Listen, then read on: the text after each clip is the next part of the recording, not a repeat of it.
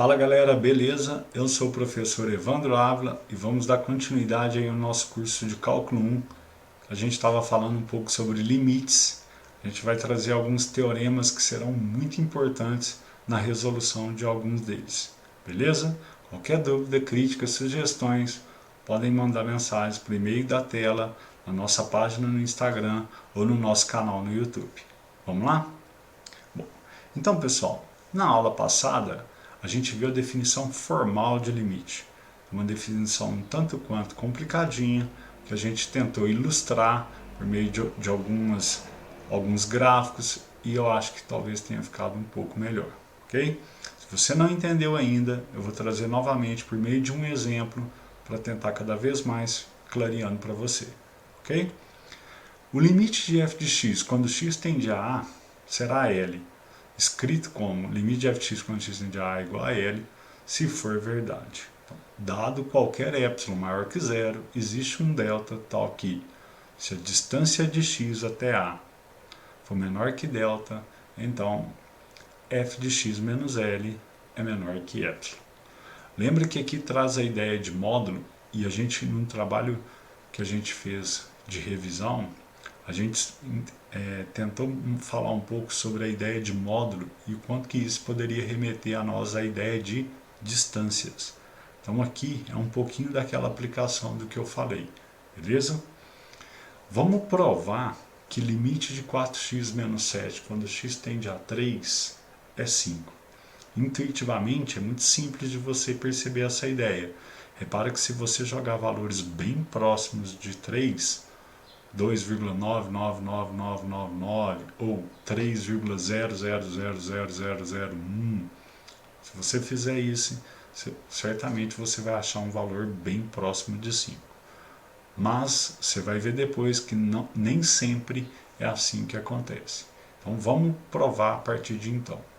Então veja só, o que a gente deve fazer para provar esse resultado? Então repare que a minha f de x é 4x menos 7. O meu A é 3 e o meu L é 5. Então, vamos mostrar que dado qualquer epsilon maior do que zero, qualquer um, vai existir um delta maior do que zero, tal que, se a distância de x, qualquer x, se a distância de um x até 3 for menor do que delta, então a distância de f de x até 5 vai ser menor do que esse epsilon. Ok? Repare bem que trabalhar com módulo de 4x menos 7 menos 5 é o mesmo que trabalhar com módulo de 4x menos 12. O 4 é um valor positivo, então eu posso sair com ele do módulo. Então ficaria 4 vezes módulo de x menos 3. Um algebrismo bem simples de ser entendido, ok? Logo, pessoal, se o módulo de x menos 3 é menor do que delta, é a condicional que eu tenho. Se módulo de x é menor que delta, então eu tenho que provar o outro resultado. Se módulo de x menos 3 é menor que delta, obviamente, se eu multiplicar por 4, 4 vezes o módulo de x menos 3 vai ser menor do que epsilon. Isso implica, pessoal, que se o módulo de x menos 3 é menor do que delta, eu posso escrever então que o módulo de x menos 3 é menor do que epsilon sobre 4. Eu acho que fica bem simples de você entender essa ideia, né? Eu só reescrevi o que estava em negrito. Então, se x menos 3 é menor que delta, então 4 vezes x menos 3, né, que eu já provei que 4x menos 7 menos 5 é o mesmo que escrever 4 vezes o x menos 3, é menor do que epsilon. Eu preciso provar essa condicional. Então, só estou reescrevendo ela. Beleza? Portanto, pessoal, vamos tomar delta igual a epsilon sobre 4. Então, você me dá qualquer epsilon, você vai dizer qualquer valor, eu vou virar para você e falar, faça delta igual ao valor que você me deu sobre 4. Se a gente fizer esse jogo, repara que se módulo de x menos 3 é menor que delta, então módulo de x menos 3 é menor que epsilon sobre 4, já que delta vale epsilon sobre 4. Isso significa que módulo de x menos 3 for menor do que delta, então 4 vezes o módulo de x menos 3 é menor que y. Basta multiplicar por 4 em ambos os lados da inequação. Reescrevendo mais uma vez, se módulo de x menos 3 for menor que delta, então 4x menos 12 é menor do que y. Eu abro 4x menos 12 e chego exatamente na condicional que eu queria provar. Beleza? É um jogo que a gente faz, a gente pensa de trás para frente para depois reescrever. Nossa, Ávila, é um pouco complicado. Sim, é complicado. E se a gente fosse resolver todos os limites por meio dessa definição, realmente ficaria muito trabalhoso os exercícios de limite. Porém, pessoal, existem alguns teoremas que vão nos ajudar a resolver o limite. E aí, por meio desses teoremas, o cálculo fica bem simples. Veja só alguns deles. O primeiro teorema diz o seguinte, que o limite de uma constante, quando x tende a é a própria constante. Então, quando você precisar usar esse resultado, você pode usar com base nesse teorema. Você não precisa provar mais isso. Então, por exemplo, quando você tiver um limite de 5 quando x tende a 3, você pode pôr que é igual a 5. O teorema 1 garante isso. Você não precisa ficar provando mais. A não ser que o exercício seja prove que o limite de 5 quando x tende a 3 é 5. Ok? Então, o limite de 10 quando x tende a menos 2 é 10. Por quê? Porque 10 é uma constante. Ok? Teorema 2. Qual o limite de x quando x tende a A? É o próprio A. Simples assim. Então, o limite de x quando x tende a 3 é 3. O limite de x quando x tende a menos 2 é menos 2. É o próprio A. Teorema 3.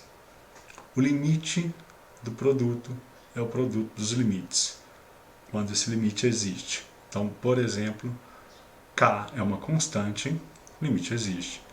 Limite de x quando x tende a A existe. Portanto, eu posso fazer K vezes o limite de x quando x tende a A. K vezes A. Beleza? Limite de 2x quando x tende a 3, 6. Simples assim. Teorema 4. Se o limite da f de x quando x tende a A é L, e o limite de g de x quando x tende a 1A é M, então o limite da soma é a soma dos limites. Ou o limite da diferença é a diferença dos limites. Vale para a soma, vale para a subtração. Basta fazer a soma, basta fazer a subtração. Então repare que em funções de primeiro grau, por exemplo, a gente já consegue resolver todos os limites, porque são funções do tipo ax mais b. Funções de segundo grau, a gente já consegue resolver todos os limites envolvendo a função quadrática. Funções polinomiais de forma geral, a gente já vai conseguir resolver todos os limites. Por quê? Simplesmente com esses 4 teoremas. Beleza? Limite de 2x mais 5 quando x tende a 3. Há uma soma, eu posso separar. Depois eu tenho o limite de 2x, que é uma constante vezes o x. Tá? Eu já consigo resolver facilmente, chegando no resultado igual a 11. Teorema 5. O limite do produto é o produto dos limites, se esses limites existem. Então, aquilo que eu comentei, para funções polinomiais, a gente já vai conseguir resolver todos os limites. Então, você já consegue calcular o limite de muitas funções, já que você já consegue trabalhar as funções exponenciais. Beleza? Teorema 6. Se o limite de f de x é L e o limite de g de x é M, então o limite da divisão é a divisão dos limites. Se vale para multiplicação, vale para divisão. Ok? Teorema 7. Limite de f de x, sendo f de x elevado a 1m, basta você fazer o limite e depois elevar a potência n. Essa potência pode ser, inclusive, um número racional, que a gente já trabalhou lá em propriedades de potência, que eu posso escrever uma raiz em forma de potência. Então, vale para a ideia de raiz quadrada de f de x, vale para a raiz cúbica de f de x, e assim por diante. Ok? Exemplo está aí, limite 5x mais 7, quando x tende a menos 2, elevado à quarta potência. Eu calculo o limite, pego o resultado, só depois posso elevar ele à quarta potência. Beleza? Bom, pessoal, repare que essas propriedades vão te ajudar muito, muito no cálculo de limites. A gente não vai precisar ter que provar todas as vezes que a gente vai usá-los, tá bom?